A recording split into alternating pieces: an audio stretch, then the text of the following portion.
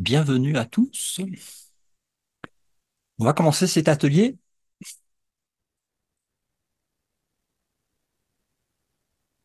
Ok.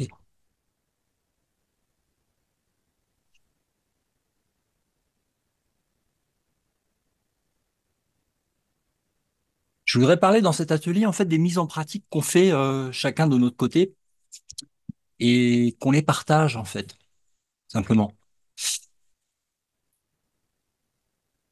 Alors, je commençais par vous partager une que j'ai faite récemment et puis comme ça va peut-être vous donner des idées de, de partage de ce que vous pratiquez chacun. Ok? Donc, hier, j'étais en train de réécouter le chapitre 8 du cours en miracle. Et souvent, tu sais, la nuit, avant de dormir, il y a la playlist qui joue et il y a un timer automatique qui s'arrête, si tu veux. Et c'était dans le chapitre 8. Et pendant que tu entends, en fait, pendant que j'entends la voix du Saint-Esprit qui me fait des rappels, tu vois, il y a une situation qui se présente dans le rêve de la matière où il y a un chien qui aboie à côté de ma fenêtre, en fait, pendant longtemps régulièrement jusqu'à assez tard dans la nuit.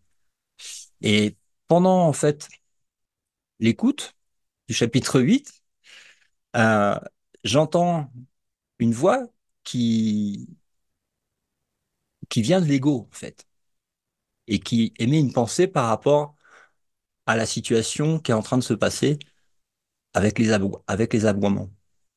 Donc identifié à un chien. Très intéressant. Parce que souvent on parle dans le cours de voir ton frère comme il est pour te voir toi-même, mais souvent on a l'interprétation que ça s'arrête en fait à l'espèce humaine et de voir au-delà de l'espèce humaine.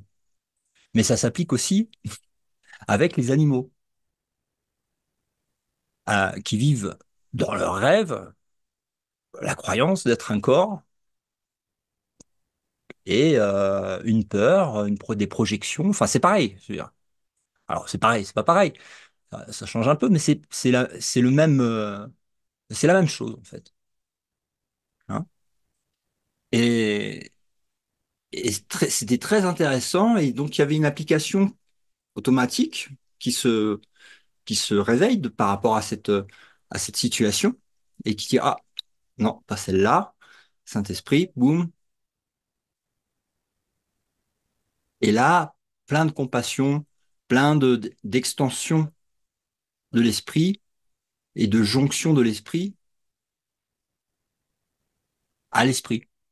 Donc, qui se passe pendant le truc. Mais avec un déclencheur qui s'est produit juste avant et le rappel en même temps qui arrive. Voilà.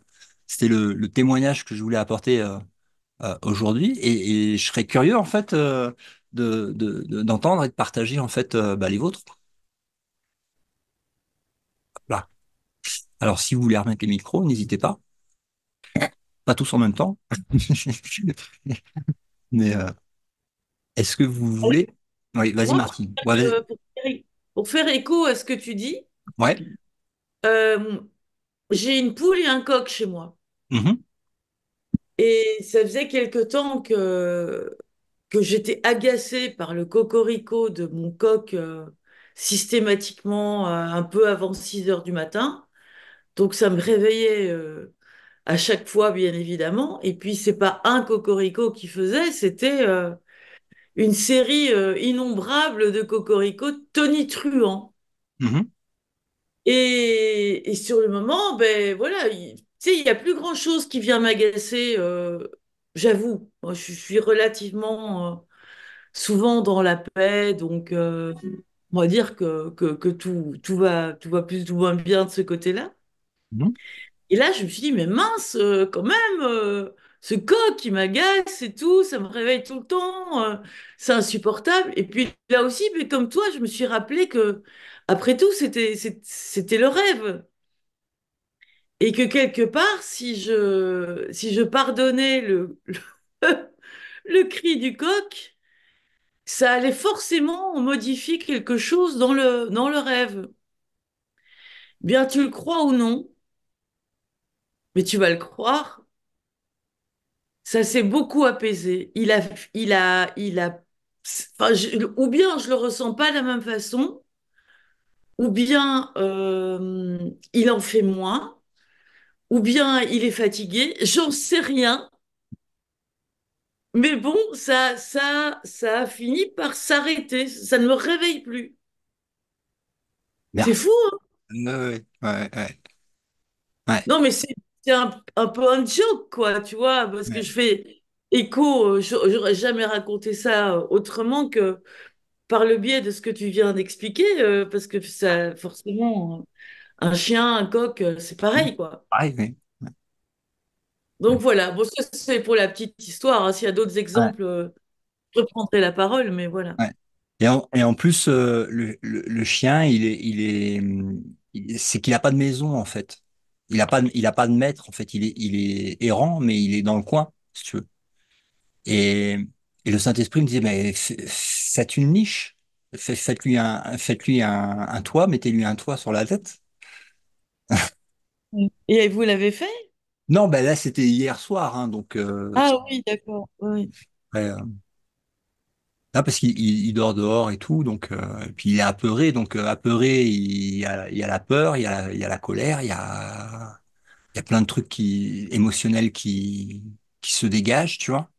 Mais c'est pareil, tu le vois aussi que ce soit dans les animaux ou les humains, hein. Et derrière le animal ou humain, c'est le même esprit. Ah oui. Et ouais. Donc voilà. Merci en tout cas pour le témoignage. Merci, merci. Et je laisse la parole à, à qui le veut, à qui la veut. Donc exemple de mise en pratique au quotidien de des leçons et les déclencheurs qui font les rappels et qui mettent en pratique. Allez-y. Ben, je vais continuer dans la série animalière. Ouais, ouais. Donc j'ai pas mal d'animaux autour de chez moi et des animaux sauvages. Et j'ai eu pas mal de situations récemment, notamment avec un frelon qui est venu construire son nid juste au-dessus de mon lit, j'ai raconté la petite histoire à Martine, j'en ai un petit peu parlé à Jean. Et voilà, ouais, c'est une histoire assez exceptionnelle. Et puis, je viens d'avoir une histoire. En fait, les animaux viennent beaucoup mourir ici, chez moi. Je ne sais pas pourquoi. Enfin, je suis toujours confrontée à la mort et à la vie.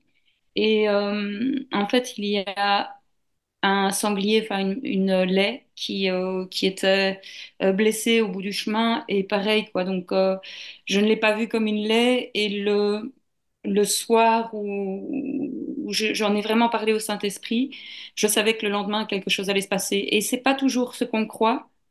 Parce qu'en fait, bon, ben, à chaque fois que j'ai l'animal, que ce soit l'orvet qui est mort tout à l'heure, le petit loir que mon chat m'a ramené, la laie ou bien la frelonne, en fait, je m'adresse à eux comme au soi, en fait.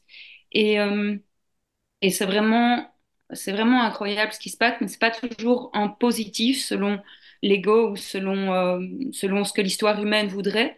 Parce que, bon, ben, le petit Loir, il s'est paralysé de plus en plus, mais il est mort dans mes mains, après avoir fait un bon gueuleton de banane. Mais voilà, voilà, il s'est éteint tout doucement, sans souffrance.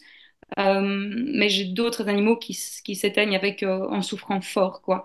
Et donc, du coup, je leur dis, quoi, tu n'es pas ce petit corps qui souffre, tu es le soi. Tu es le soi et nous sommes pareils. Et quand enfin, voilà, tout à l'heure, j'ai découpé un orvet à la faux, je l'ai pas, voilà, je l'ai pas vu. Bon, ben, je sais que il n'y a pas de culpabilité à avoir, que c'était comme ça dans le script. Et je lui ai dit, ben voilà, pars et pars vers la lumière. Tu es la lumière de toute façon. Donc voilà, j'ai plus de culpabilité avec ça. Il y a quand même juste encore des histoires un peu tristounettes, on va dire. Mais comme la tristesse n'est pas de l'amour, ben voilà, c'est Mm, plein d'expériences. mm, mm, Il me mm. donne énormément de chance d'expérimenter le Saint-Esprit le soit. Mhm. Et voilà. Mhm. Super. Merci. Merci à eux et merci à vous. Ouais. Et ça me fait penser, en fait, ce que tu dis, en fait, au, au rejet des ombres. C'est-à-dire que ces ombres, en fait, de souffrance, de peur, de petitesse, euh, il y a comme une peur de les accueillir pour voir qu'elles ne sont pas vraies, en fait. Alors que si c'est accueilli, au lieu d'être repoussé, on va dire, euh, bah ça disparaît parce que c'est accueilli dans la lumière de que c'est pas vrai. Donc, ouais, ces occasions, en fait, ils nous sont données, quoi, hein. Et souvent, on les rejette, souvent, on les repousse.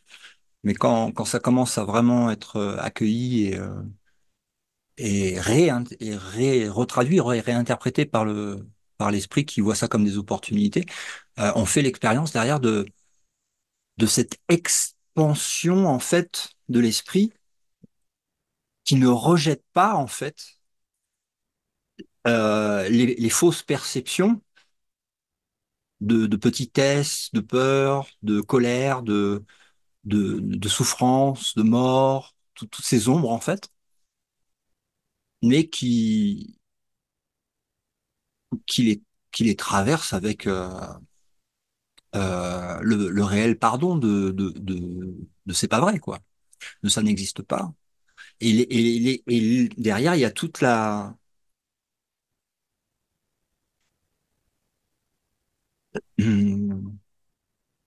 l'expérience directe, que le chien n'est pas le chien, que Laurent n'est pas Laurent et que l'esprit est un. Et que c'est soit le choix entre le système de pensée de la séparation, soit le choix de la vision unitaire.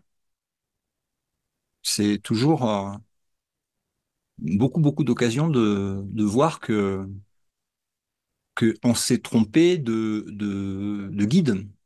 Euh, à partir du moment où on perçoit avec les yeux de la séparation, où, euh, forcément, c'est qu'on s'est perdu en chemin.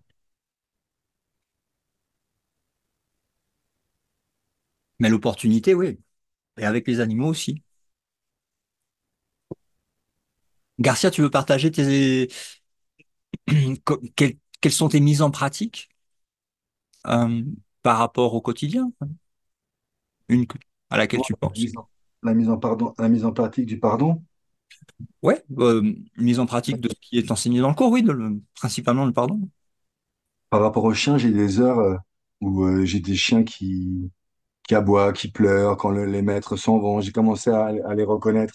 Et je me suis vraiment rendu compte que parfois, ça m'insupporte. Et à partir du moment où, au contraire, je me recentre, ça ne me touche plus. Et même parfois, j'ai réussi à m'apaiser et avoir l'impression de leur transmettre cette paix. Et ça, c'est juste là, hein, c'est des petits moments comme ça. Mais c'est ça que j'appelle l'extension de l'esprit, où l'esprit, en fait, est joint, en fait. Ouais. En japonais, c'est inséparabilité entre soi et son environnement, et shofuni. Et par rapport à l'esprit,